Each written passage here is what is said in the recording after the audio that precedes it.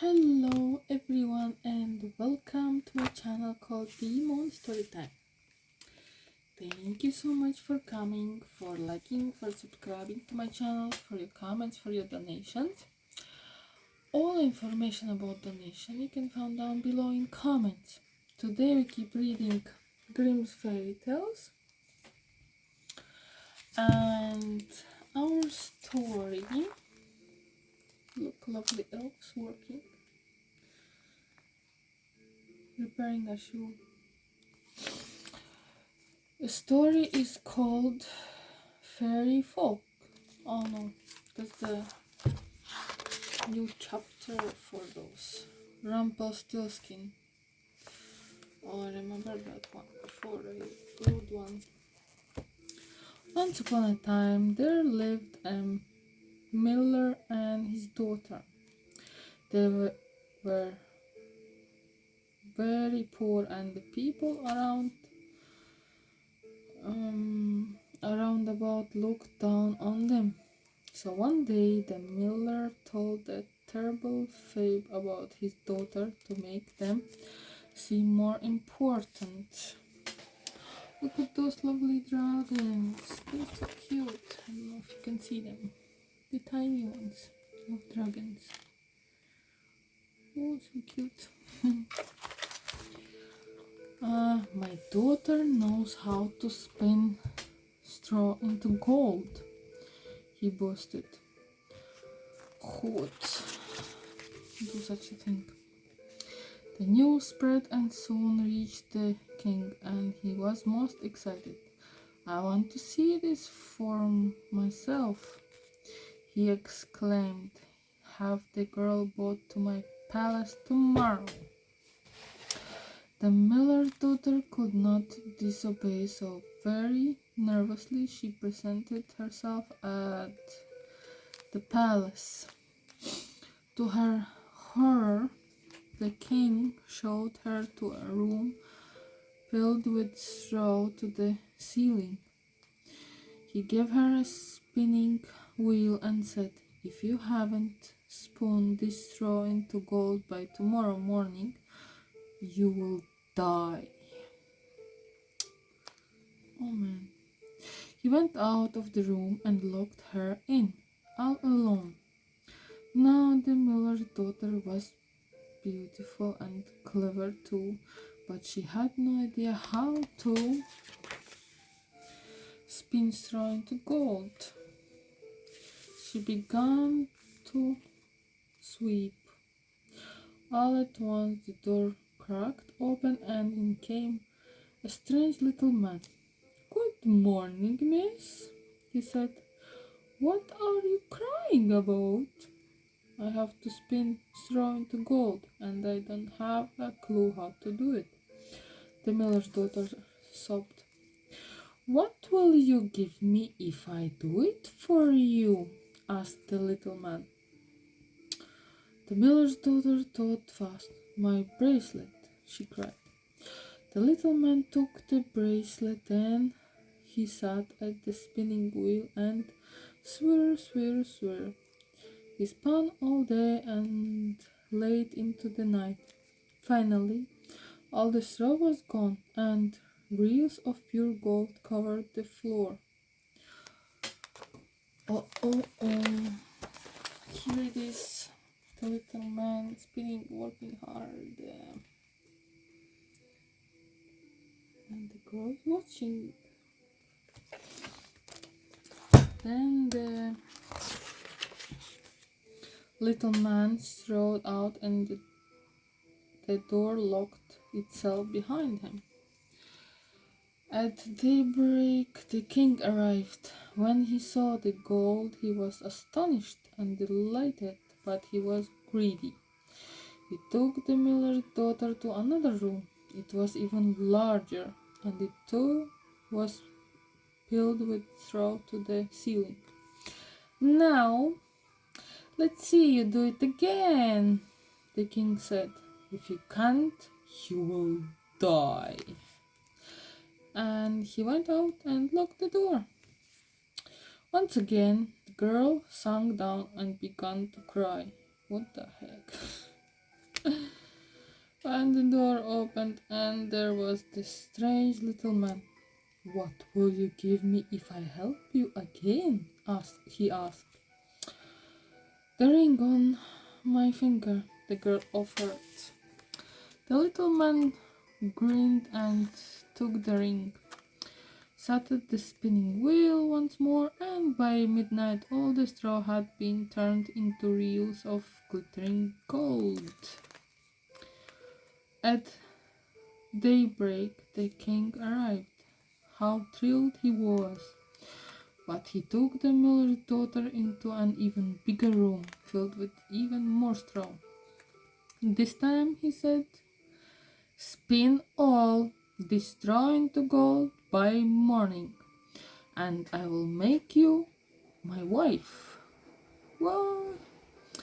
But fail, and you will die." And off he went. The miller's daughter desperate. Surely the strange little man wouldn't appear and help her a third time, but so he did. The door opened and he sauntered in, asking, "What will you give me this time?" The miller's daughter hung her head. "I have nothing left," she said hopelessly. Then the little man's eyes glinted. "Promise me," he said, "that when you become queen, you will give me your firstborn child." The miller's daughter had no choice. If she did not promise what the little man wanted, she would die. With a heavy heart, she said, "I promise." And the little man sat down and spun all the straw into gold. Next morning, when the king arrived, he could not believe his eyes.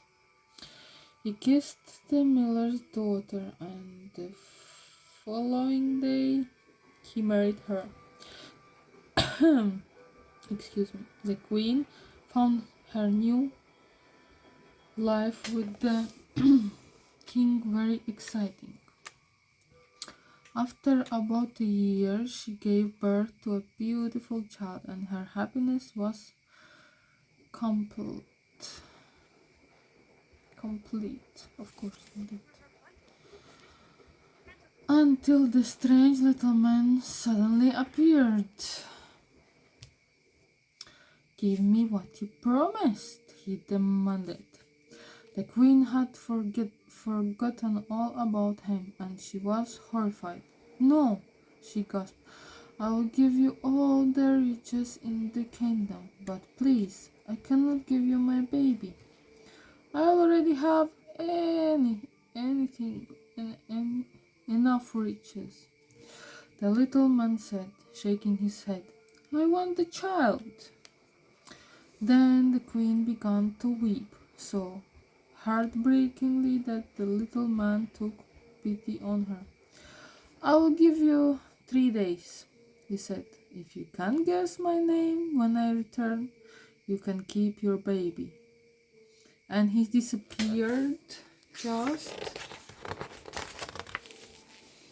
as suddenly as he had arrived.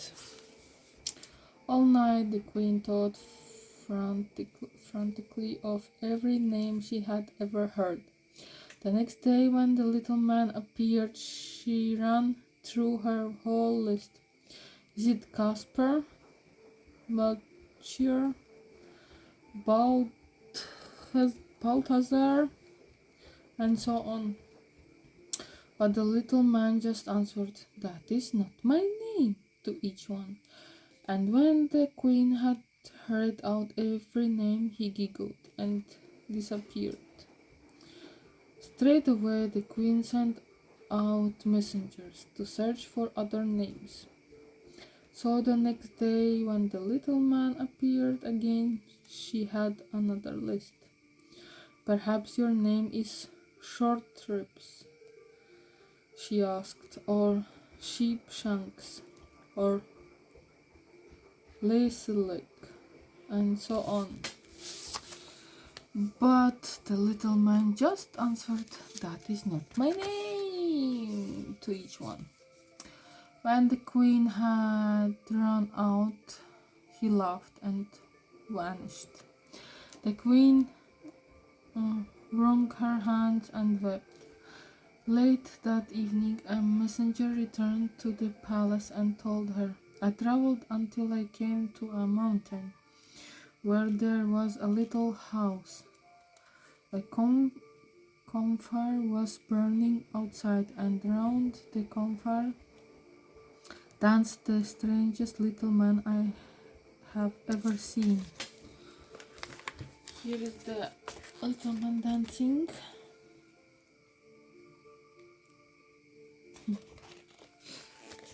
He was singing a strange song. It went, "I'll win the game, for no one can guess that Ramplstilskin is my name." The queen was overjoyed with the messenger's news. When the strange little man appeared on the third morning, she was quite calm and ready. "Is your name?" She pretended to wonder. "May it possibly be? Is there any chance at all that you could be called Ramplstilskin?" "Someone told you?" roared the little man, hopping up and down, totally enraged. "Who told you?" But the queen refused to tell, and in his anger, Ramplstilskin jumped up and down so violently that the ground beneath his feet split open and swallowed him up, and he was never ever seen again. Phew, happy ending. That's it, my dear. See you next time. Bye.